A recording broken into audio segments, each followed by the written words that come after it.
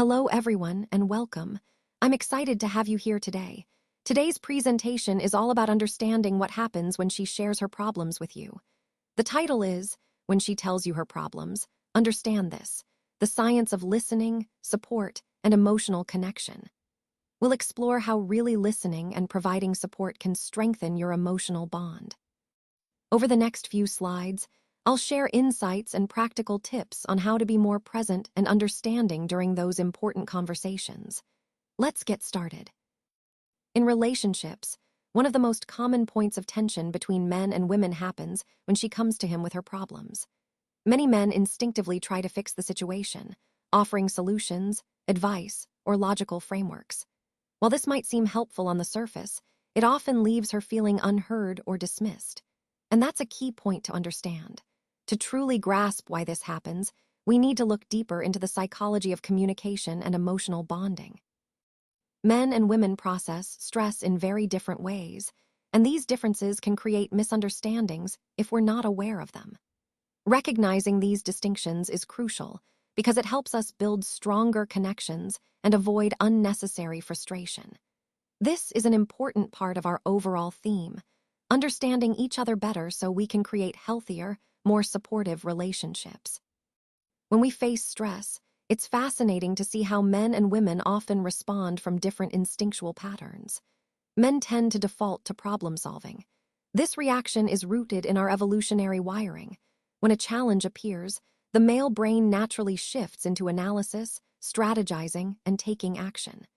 To men, fixing the problem often feels like safety and control. On the other hand, women generally lean toward seeking connection.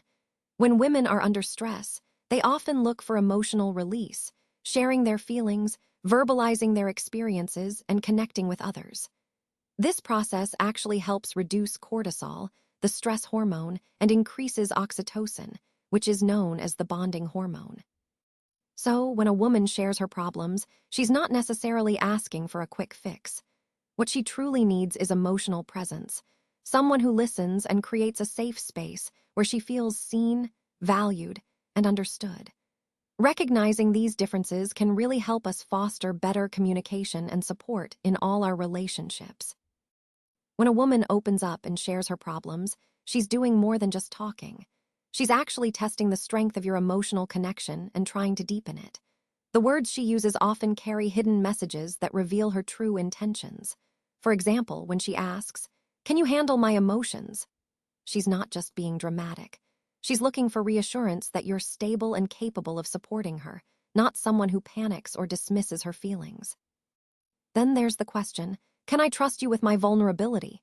If she shares something sensitive, she's evaluating whether she can feel safe around you. Your reaction is crucial because it teaches her if you're judgmental or genuinely caring. And when she asks, do you care enough to truly listen? She's not testing your intelligence. She's checking your attentiveness and empathy, whether you really hear her or just wait to give advice. Now, it's important to note that if a man jumps in and says, "Here, what you should do," he's missing the point entirely. Instead of honoring her feelings, he's treating her emotions as something to fix or dismiss. That's actually a deeper test, whether you see her feelings as valid and worthy of respect, or just problems to be solved. Recognizing these subtle messages helps us connect more authentically and build stronger relationships. Let's talk about what I call the fix-it mode. Men often believe that if they simply fix the problem, they are showing love and support. But here's the thing, women don't always see it that way. When we're upset or in pain, what we really want is presence, validation, and understanding. If someone responds with a solution right away, it can come across as cold or dismissive. Imagine telling someone you're hurting and they immediately say, "Take a painkiller." Logically, that might help, but emotionally, it can feel like they're invalidating your feelings. It's not about fixing the problem at that moment. It's about feeling heard and understood. This is a key point because it ties into the larger theme of emotional connection. Sometimes, our instinct to fix isn't what the other person needs most. They want us to be present, to listen, and to empathize. Recognizing this difference is crucial for building stronger, more supportive relationships. So, what's the result when someone feels unheard? Well, first, she may start to feel like her voice doesn't matter, which can lead to feelings of frustration or even sadness. Over time, she might begin to withdraw emotionally, pulling back because she's not getting the connection she needs. This isn't just about one conversation, it can become a pattern. She may stop sharing her thoughts and feelings altogether, which creates a distance in the relationship. And that's what we really want to avoid, because when communication breaks down like this, it can really impact the closeness and trust between people. Remember, feeling heard is fundamental to maintaining a healthy, strong relationship. When she shares her problems, the most powerful thing you can do is shift from trying to fix her situation to simply holding space for her. This is the essence of active listening. So, practical steps start with fully listening. That means putting down your phone, making eye contact, and really letting her finish without interrupting. It shows you're genuinely present. Next, validate her feelings. You can say things like, "That sounds really tough," or "I can see why you'd feel that way." This lets her know her emotions are understood and accepted. Then, before jumping in with solutions, ask if she wants advice or just someone to listen. A simple question like, "Do you want me to just listen, or do you want my input?" demonstrates respect for her needs and boundaries. Finally, remember that being present is more important than trying to be perfect. She doesn't expect you to fix everything.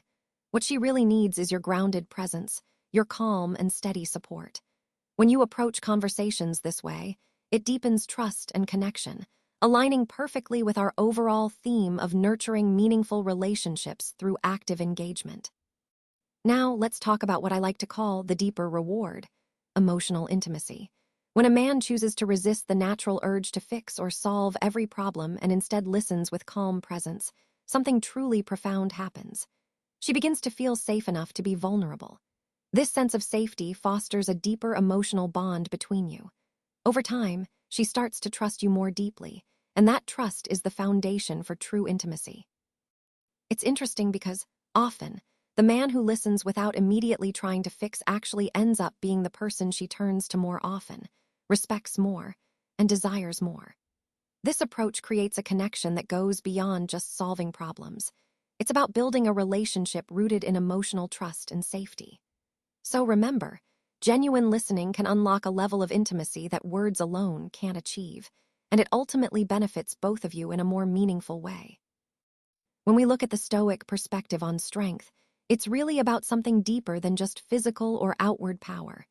It's about the ability to stay calm and composed, especially when emotions are running high. Instead of rushing to react, a Stoic chooses to listen first, exercising discipline and self-control. This kind of strength isn't about being passive, it's about being steady and present in the moment. Think of yourself as an anchor in her storm, remaining grounded despite the chaos around you. That steadiness, that calmness, is what really earns respect because it shows true inner strength. Connecting this to our overall theme, it reminds us that real strength often comes from within, from mastering ourselves and maintaining composure, rather than reacting impulsively. It's a powerful perspective that can transform how we handle difficult situations and relationships alike. So, as we wrap up, I want to emphasize the importance of understanding before you jump to solve. When she shares her problems, it's rarely just about the surface issue. More often, it's about connection, about feeling seen and heard. She's not simply looking for advice. She craves your presence, your empathy, and emotional stability. Remember, trying to fix the problem is a natural masculine instinct, but truly mastering the situation means knowing when to listen. Listening is a form of mastery. It's about creating a safe space for her to open up. When you grasp this difference, you go beyond being just a problem solver. You become something much greater, a safe place for her, a trusted partner, someone she can surrender her deepest emotions to. So always aim to understand first. That's how you build real connection and trust. That's how you become the man she truly needs.